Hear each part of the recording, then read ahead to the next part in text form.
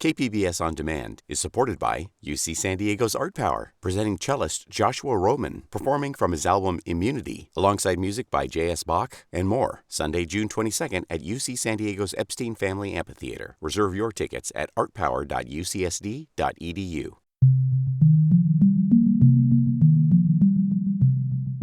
I'm Andrew Bracken, and this is Screen Time, featuring conversations about technology and kids in today's digital age. We see a lot of headlines about cyberbullying and the harms it's bringing to kids today. But it's a lot to navigate, even to understand. Add to that things like sextortion, and it's a lot for parents to grapple with. Today we hear from a child psychiatrist from Rady Children's Hospital on what parents need to know and the power connection and communication can have with our kids. Here's my conversation with Dr. Willough Jenkins. To start, can you define cyberbullying? I feel like it's a term that covers a lot of different ground. Yes, so cyberbullying is the use of any type of digital technology to instill harm or to hurt somebody else. So it encompasses all sorts of things: cell phones, gaming platforms, anything that you could be doing online. You know, we're familiar with bullying. You know, the schoolyard bully is a very familiar concept. Does the cyberbullying that you encounter in your work, is it often, start on the schoolyard and then go into technology? Or is it really its own thing, not related to real life experiences generally? That's such an interesting question. And I do think back to when I was in school and the bullying would be somebody writing something nasty in a bathroom stall. And now it's evolved that it's writing something online for everybody to see. So it is a very different experience that youth are having than we had when we were young in school. So I think it's really important to acknowledge that. And of course, sometimes bullying starts with somebody you know in person and transitions online through texting, through Snapchat, through some of these modalities. But a lot of times it is anonymous or with somebody that the youth has connected with online by itself. And I think another distinguishing characteristic of cyberbullying compared to, the kind of more traditional bullying is a sense of magnitude, or the possibility of the magnitude of it can feel a lot more widespread, right? Oh, absolutely. There's no reprieve. It's 24/7. It's online, and there's also the digital footprint. So, of course, that can be helpful because then you have evidence.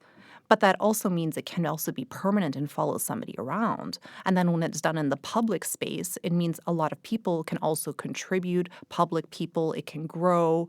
And that is so much different from the experience of just being in a schoolyard where maybe you'd go home and have a little bit of a break from the situation. That's no longer the case.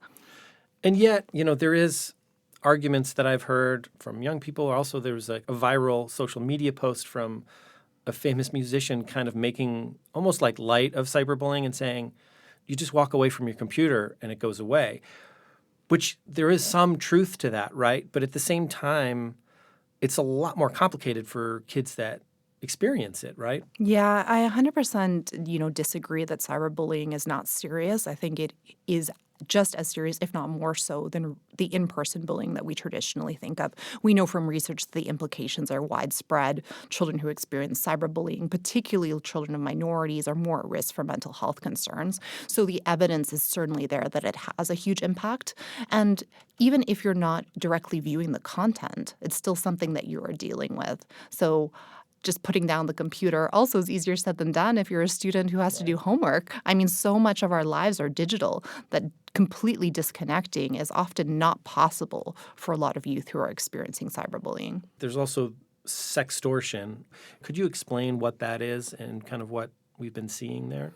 Yeah, no, sextortion is something that's really important to talk about openly with your child because it has been happening, and because of the shame surrounding it, a lot of youth don't speak up about it. So what it is it's when somebody either elicits sexual image from a youth and then distributes it or threatens the youth with release of it. Or in this generation, too, there's AI and deep fakes where they're actually creating images that are not real but threatening to release it.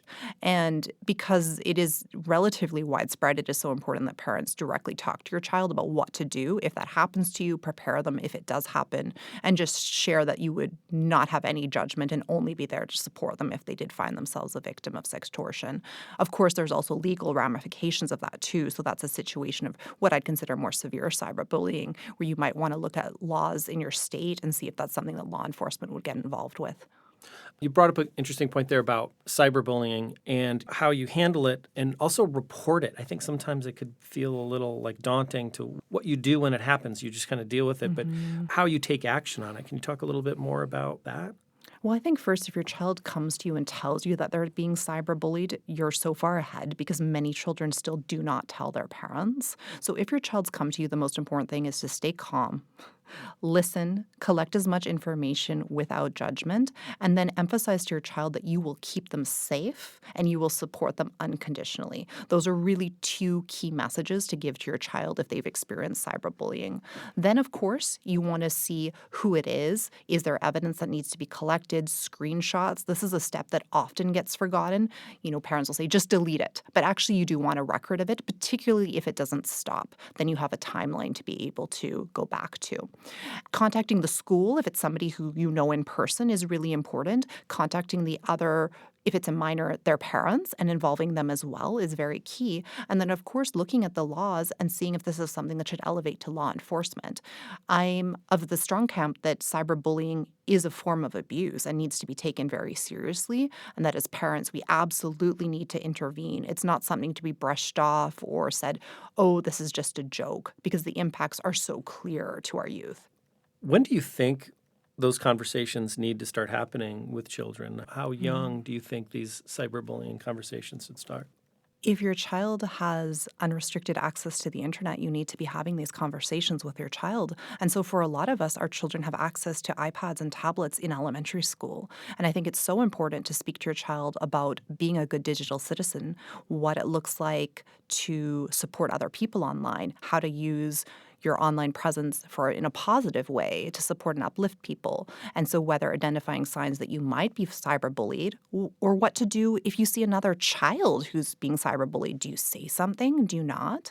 And the other flip side of this conversation is there's a lot of parents whose youth are cyberbullying other people. And that's something that we need to pay just as much attention to because there's a lot of ways to help everybody involved in this situation. Can you talk more about things parents should keep in mind if their kids experience cyberbullying? I think one of the biggest mistakes that parents make when their child has been a victim of cyberbullying is to inadvertently send the message that their child is being punished. And the biggest thing parents do is they take away their phone. You're being cyberbullied? No phone. But the child should not be being punished for being cyberbullied. They are the victim. So while they might need support in keeping safe online, we should really think about completely removing their device. Maybe they need more monitored access. But unfortunately, a lot of children share that the reason is that they didn't tell their parents they were being cyberbullied is because they're like, well, they'd take my phone away. I wasn't going to do that. I didn't want to tell them because they take my phone away. And so directly addressing that with your child, too, when we talked about making a contract, like if this happens, it's not that you're going to lose all access. It's really that the focus is on keeping you safe. And that's a conversation I have so much with parents. We see children getting into trouble with their cell phone and social media all the time. And I explain, this isn't about restricting or punishing you. This is just about how are we going to keep you safe for the time being while we sort this out. Maybe we're developing other skills. Maybe the person is being dealt with in a different way. And so that's the biggest kind of caution I would give to parents to make sure that they don't inadvertently punish their child for being cyberbullied. You're right, because in these cases, a lot of times will be young children, and they're just kind of figuring stuff out and may not know what they're saying.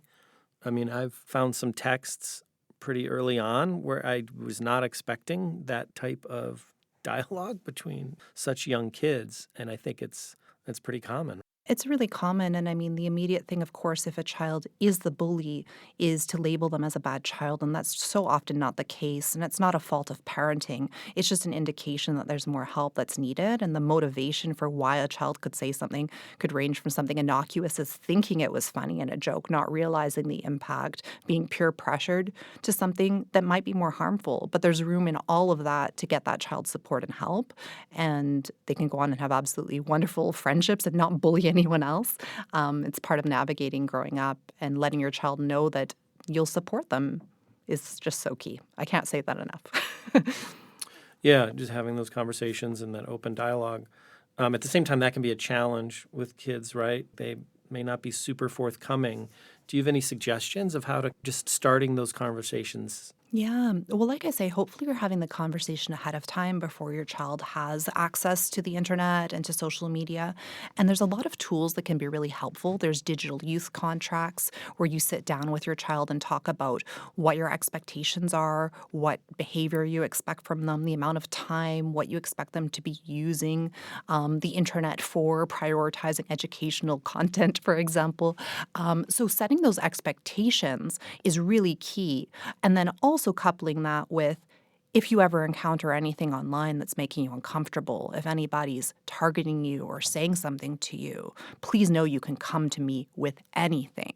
And that messaging is so key for parents to say verbally. A lot of us think, oh, my kid knows.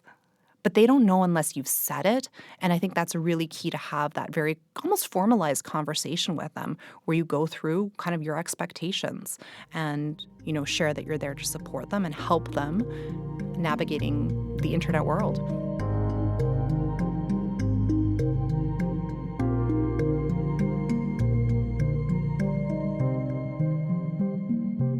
You can find more resources on all things kids and tech at our website, kpbs.org/screentime. What questions do you have when it comes to your kids and screens? My email is screentime@kpbs.org. I'm Andrew Bracken. Thanks for listening.